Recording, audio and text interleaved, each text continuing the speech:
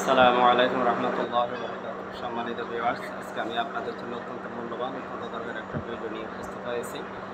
আপনারা অনেক ক্ষেত্রে দেখা যায় আমার নিজস্ব রোগীরা বা দূরের রোগীরা বা অন্যান্য রোগীরা একটা হাজিরাত নিজের রোগ শনাক্তিকরণ, নিজের সুবিধা অসুবিধা, রোগ নাকি কোনো জাদুগ্রস্ত হয়েছে, তন্ত্রমন্ত্রতে আক্রান্ত হয়েছে, নিজস্ব নিজে নিজে বোঝার জন্য আজকে এই হাজিরাতের মাধ্যমে আপনি কি অসুস্থ হয়েছেন 100% শুদ্ধ হাজিরাত আসবে।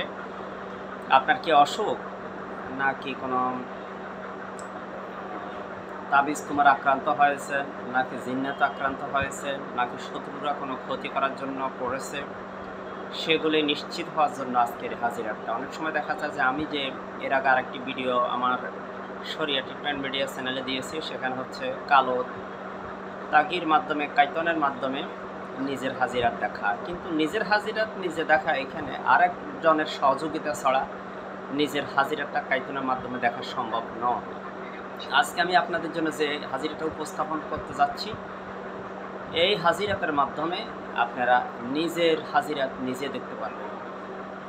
আপনারা আস্তাগফিরুল্লাহ 2-3 বার পড়ে নামাজের দরুদ শরীফ পড়ে সূরা ফালাক, আউযু বিল্লাহি মিনাশ শাইতানির রাজিম, ফালাক, নাস পড়ে তারপরে নামাজের দরুদ পড়ে হাতের মধ্যে ফু দিবেন অথবা হাতের তালুতে ফু দিয়ে আপনারা মাথাটা শরীর মাসে করে ফেলবেন। রাব্বি আউযু বিকা মিন হামাযাতিশ শায়াতিনটা পড়বেন 3 বার, আয়াতুল কুরসি পড়বেন 1 বার।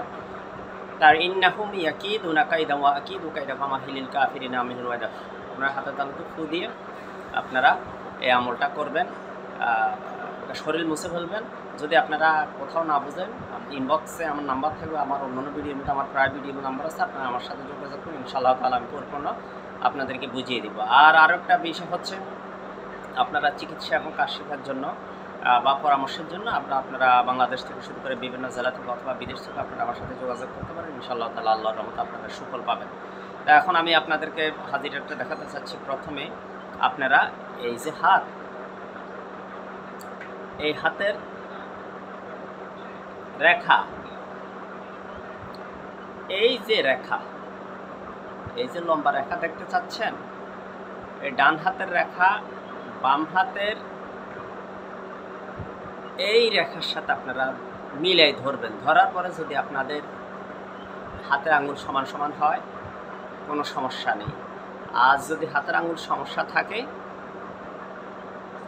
বেশ কম হয়, বেশি হয় অথবা কম হয়, তাহলে অবশ্যই এটা আমার পরীক্ষিত, অসংখ্য রোগীদের বেলায় পরীক্ষিত, অবশ্যই আপনার সমস্যা আছে। তাহলে আজকের এই হাজিরাতটা আপনি নিজের হাজিরাত নিজে দেখতে পারবেন।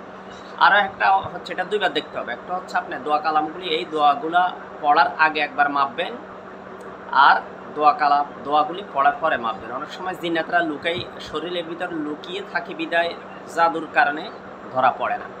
এই হাতের মিলানিটা বেশ কম হয় না।